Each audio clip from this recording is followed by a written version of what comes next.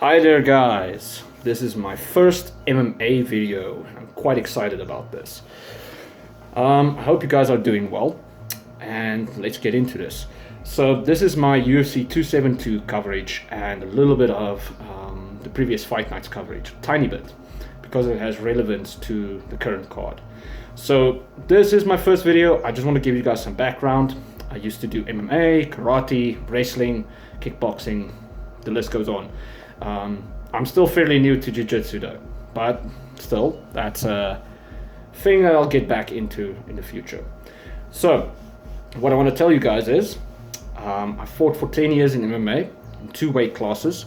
I had fights in different weight classes as well, higher and lower than I should have.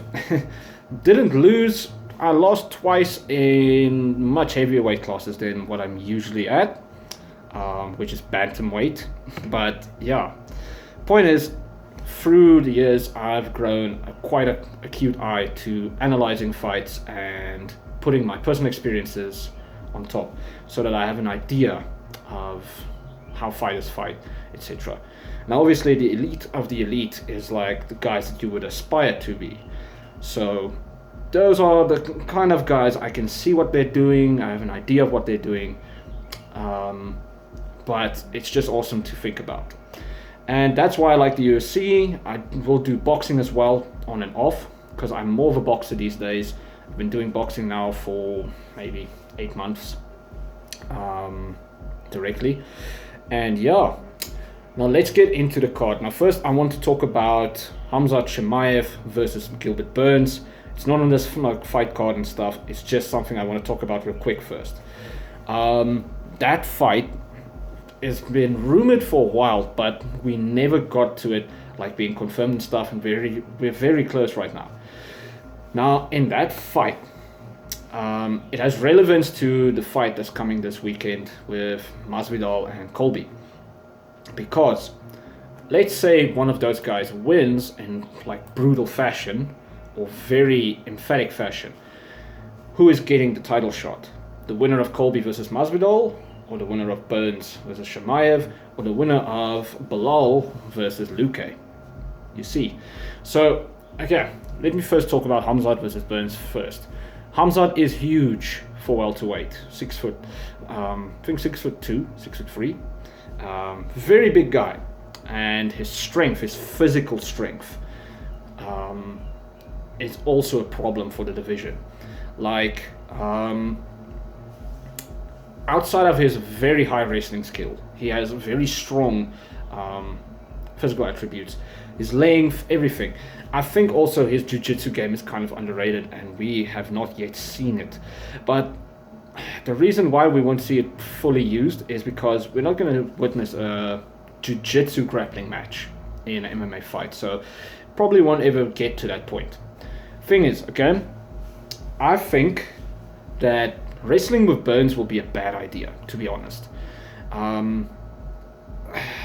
Yeah, I have a really good feeling that it's a kind of a bad idea. But if it does end up as a wrestling exchange situation, I think Khamzat has the advantages because of his leverages and how he stands. He should just spread his weight a little bit, because Burns being shorter can get down and under quite easy. Get the body lock, underhooks, all that stuff. And the double leg, single leg even, if he does it correctly. It's something to think about there, but yeah, I see it being a real hectic clinch war in the end. Clinch wars with a lot of attempted takedowns. Now this can be negated, by the way, by Khamzat just storming in and taking down Burns like at will. But I doubt he will do that. I think he will measure it out first, because this is the first really high level guy he's fighting. Honestly, I see Khamzat winning eventually, or maybe by decision. I'm not sure. But yeah, see, in my opinion, if Burns or Khamzat wins in emphatic fashion, one of them should get the title shot first. Even if Masvidal somehow sleeps Colby, or Colby like absolutely runs over Masvidal, I think that performance should not yield as strong, because Burns is coming off a win. Khamzat is coming off a string of wins. Colby and Masvidal is coming off losses. That's a big difference. Even if you get one win, then it's losses versus a streak of wins, both. So you see, that's like, yeah, I think Khamzat should get the shot then. It would be kind of weird though if the UFC did that, to be honest, but with Khamzat, we're already seeing him jump like 9 people in the rankings, so shit. Now let's get on to the main card. I'm going to give you guys my picks in short analysis on both guys. Like, okay, not all of them, but yeah. I don't want this video to be too long. So Greg Hardy versus Sergey Spivak. I'm not sure I'm saying that correctly, obviously. I'm just going to say Sergey. I picked Greg only because I want Greg to actually go a little bit further, but I think it would be more of a story of grit. Greg has shown that sometimes he pulls it out of his ass in his fights by just clinching down on his mouth guard, like he bites down hard and starts swinging. Now it didn't work out well with the Tai Tuivasa fight, but the thing is, Greg has that grit, and then also he has a little bit of a tactical side to him, a little bit. I think it's still growing because he's still so green, but I think what will happen is he'll measure it out a little bit, be a little bit gun shy because of the Tai Tuivasa loss. Yeah. And then we'll see typical Greg again. So I picked Greg by a decision, I'm going to be honest, or TKO, maybe round 2. I don't think this fight is going to be that interesting. Let's move on to Big Mouth versus Cowboy, or aka Kevin Holland versus Alex Oliveira.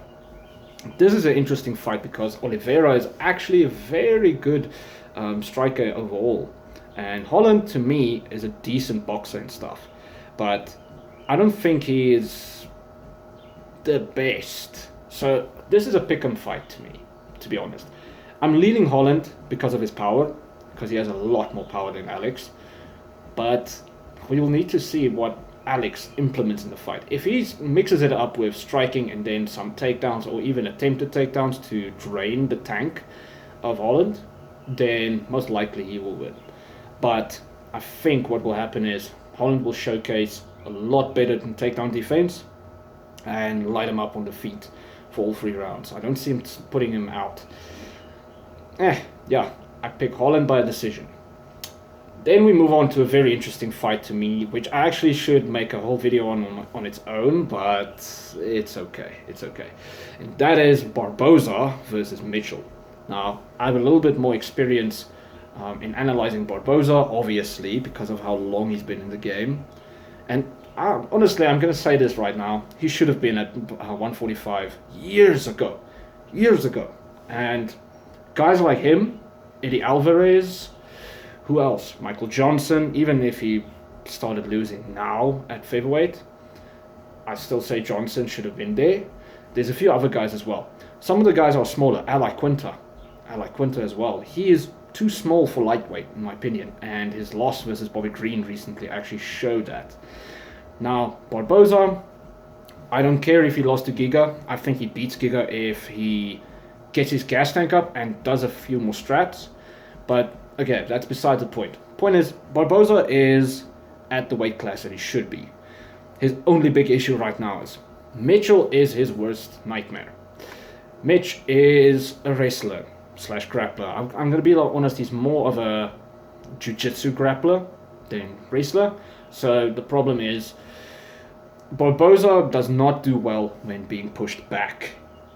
All of his big losses is him being pushed back.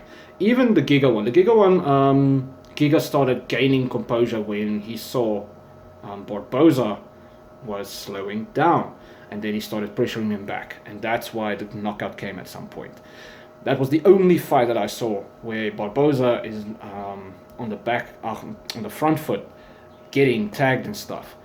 But that's a different kind of fight. But the Gaethje loss, Khabib, who else? Kevin Lee.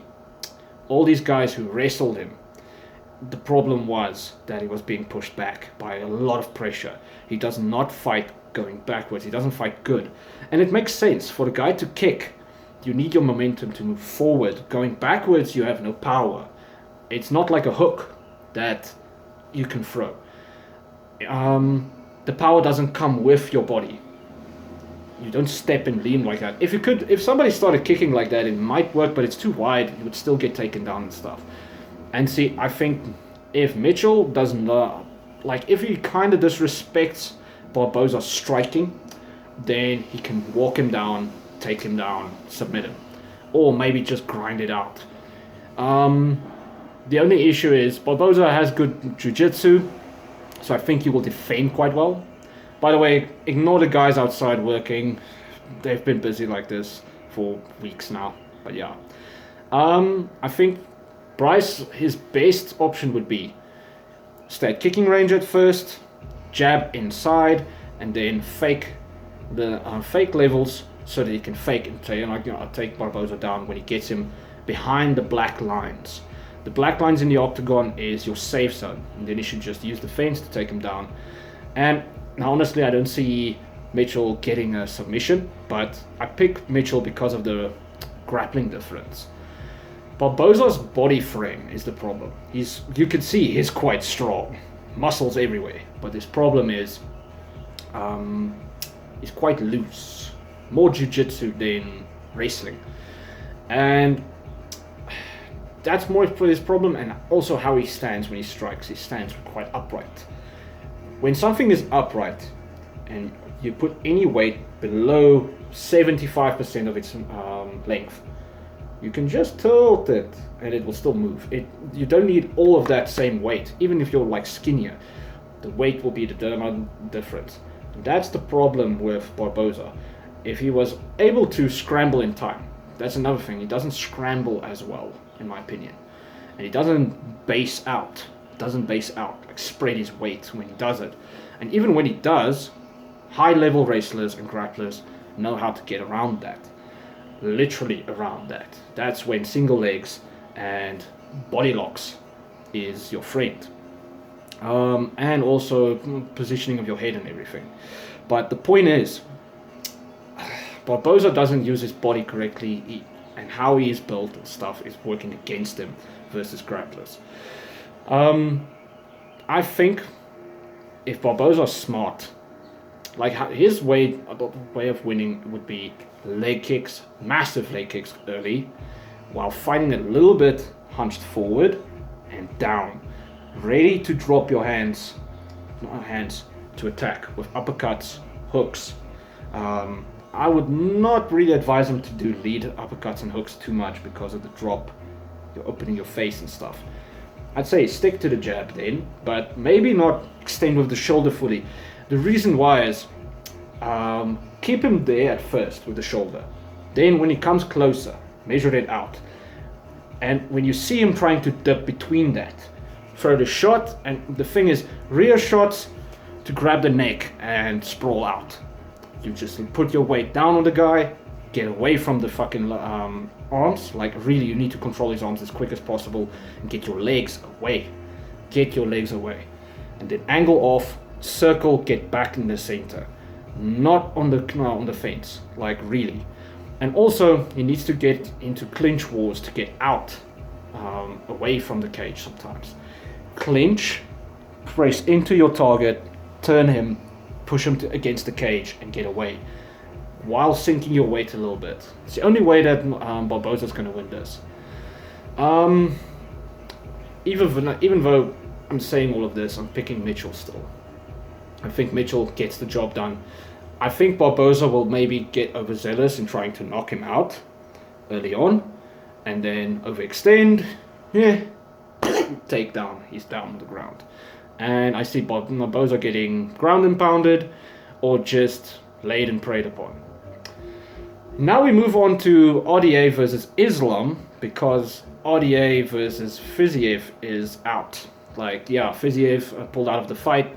I have not seen why yet, but I think it's just an injury or maybe traveling issues because of the Ukraine situation. I'm not sure, but yeah, it's a better fight that we have right now. There's a lot of beef between RDA and Islam, and they're talking about doing this at 170. I think this is RDA's plan to not need to cut as much, which is actually smart for him, but it will not make a difference. I think Islam destroys RDA. The problem with RDA is he's a little bit over the hill and slowly going down. He's a better trajectory than Tony Ferguson and some of these other guys, but he's not at a good point in his career. I think Islam is in his prime, and he's also a prodigy in wrestling. Like, this is a different level. When I think about him and Khabib and some of these Russian guys, it's like I can imagine the best grappler I've ever been with, well, rolling with, and try like multiplying them by 10 at least, and then also feeling the power of an ox. Like anybody who has worked on a farm, who has had to like wrangle a pig or any goat that's like freaking out, will know how strong those animals are. And yeah, this is kind of the same thing in my opinion. You'll just feel a piece of steel on you. And like Green said, these guys are very sharp, so they maneuver, and then they grab you when they have an opening, which is the perfect way to grapple in my opinion. That's the same way I prefer to do it. I like setting up a trap, but then inching towards my goal. And I'm not really hasty. It's all about patience. Because I'm strong enough, I'm good enough. It's just I need to get to that goal smoothly. And that just shows the repetitions. I think these guys probably have... That's a big difference in fighting. You get better at boxing with repetition. Like drilling. Really, a lot of drilling. You get better with wrestling with drilling as well. So I think these guys have drilled it to another level. Now, how that does relate to the fight. RDA, his problems is, from a physical standpoint, is he's not as physically strong in his hips. Maybe, I think, he's still strong in his core, but not to the same degree that some wrestlers are. Because wrestlers who need to sprawl on each other a lot, they build up a different kind of strength. I can't explain it. And you can see it in his fights, he's not that strong. The guys he usually faces is actually physically bigger than him, even at 170, when Colby and Usman was fighting with him. You could see that's a problem. Honestly, Khabib did better. Like, Khabib, in my opinion, was his performance versus RDA was like the top three is Colby, Khabib, and then Usman. Usman, you could see the physical strength was the problem there, as well as the skill level. With Khabib, it was a mix of the two, and Colby, it was all his skills. It was not really his strength. He was not that much stronger than RDA. But in short, RDA is not that strong in the grappling exchanges. He's quite good though to get away. Decent defense. I would say his defense would have been much higher if he hadn't fought as many strong wrestlers in his career, but yeah. Yeah. His physical strength is his problem. The way he strikes is his problem sometimes. He does overcommit sometimes. And then I think his submission game is good, but it's not at the level where it threatens a guy like Islam, like at all. So yeah, and then his punching power, I think it's waned, like it went down over time. His kicks are good. RDA would be smart if he can kick Islam a little bit more. But I don't see that happening, and I don't see it being a viable plan overall, because the Gaethje fight versus Khabib was a good example of why the leg kicks were only working for so long. Especially if a guy like has that grit of just biting down on his gum shield and just going for it. So what I see happening is they touch gloves, go out, strike a tiny bit, kind of like how the Green fight went, but with RDA defending quite a lot longer. And then Islam at one point, I hope he starts doing this a little bit more. I think Khabib started doing the submissions later on in his career because he knew he was going to retire soon, regardless of what happened to his father. Islam, it seems he knows he needs to do that to gain momentum, because just winning these days have not been good for him. Like, people see him as boring and stuff. So him strangling people, breaking their arms and stuff, that's good. I think that will raise his stock. Plus, it will show he's a finisher, like really a finisher. People knew he was one, but they were like, meh. years ago. Now it's like, shit, this is pretty hectic. And yeah, I see him coming out, striking a little bit with RDA just to prove a point, and then taking him down, obviously, and just manhandling him for most of the fight, and then getting a second or third round submission. I'll say second round, late second round. And then we get to the main event. The fight everybody is like, we're all so hyped up about. Like, fuck. Colby versus Masvidal. Now, there's a lot to unpack here, actually, but I'm gonna go quick. I'm gonna be quick about this. I see Colby winning. I see Colby absolutely just raining down shots, keeping positional dominance on the ground, and Masvidal just chilling on the floor, trying to get up, looking lost. Like, but yeah, that's literally what I see happening. Masvidal hopefully will show that he's more ready for the takedowns, and I think it will come across like that, because I think in the Usman rematch, he was like, why aren't you wrestling? Why aren't you wrestling? And then he got knocked out. In this fight, I think he's like, this guy's gonna wrestle, obviously. And a smarter approach would be a mix of the two. Be prepared to strike with Colby, but be ready for the wrestling a little bit more, a tiny bit more. And yeah, I think the first rounds will be, they'll start on the feet. Colby will try his luck on the feet. He's been trying to do that in the previous few fights. That's why he almost got knocked out by Usman as well, because he was a little bit fixated on his striking. He did the same with Woodley. I was like, why are you standing with Woodley too much? Woodley still has the power to knock you out. Why? But then I quickly noticed that Woodley lost his step, so Colby is touching him up. And Colby was a little bit better with his striking post Usman, but not to the degree that really warrants him always standing. So I hope what happens is Colby pulls back his ego a tiny bit there and focuses on the game plan of getting the takedowns. Because I think after Usman beat him the first time, his chin is not the same. Like in the rematch, I noticed that everything Usman was landing really was bothering him, to the body and to the head. And getting dropped in the second round, it showed. Colby still has a good chin, but I think it got cracked a tiny little bit. And with time, those cracks will spread.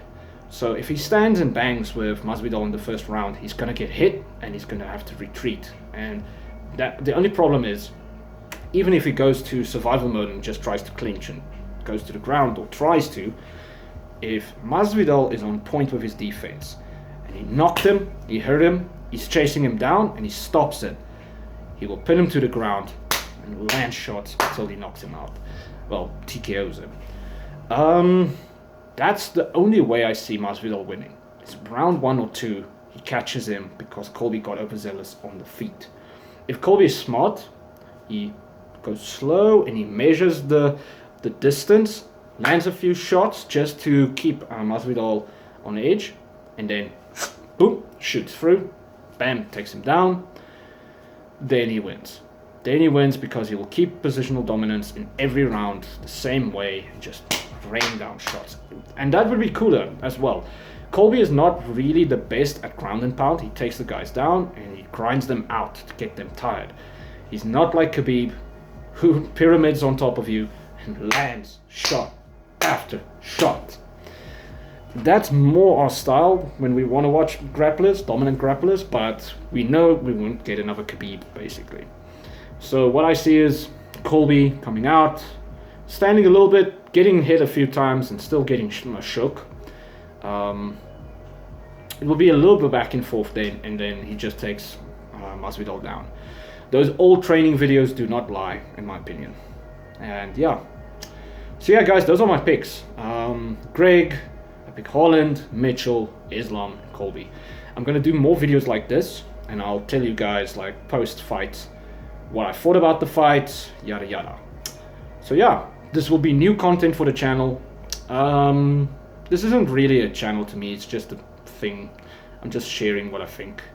And yeah, Still gonna do sound videos. I need to update you guys on the Sundown audio sub that I have. Guys locally know about this, but now posted here. And yeah, we did a 144 at 26 hertz with the ugly duckling brother of this one. It's the second and only one of two Sundown X15s in South Africa. And we're gunning for the single subwoofer record in South Africa below 30 hertz. The overall record, we don't care about burps, we care about music and how it sounds musically below 30 hertz. So yeah, cheers guys, I'll see you after the fight.